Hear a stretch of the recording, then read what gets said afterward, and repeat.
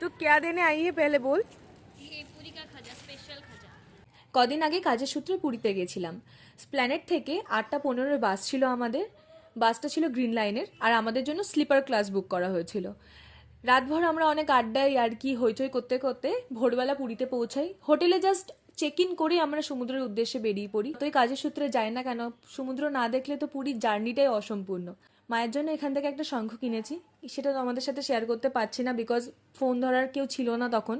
দেন তাড়াতাড়ি করে রেডি হয়ে শোয়ের জন্য বেরিয়ে যাই। ব্রেকফাস্ট, রিহার্সাল, শো সব ডান করে নেক্সট মর্নিং গীতাঞ্জলির সাথে দেখা করি।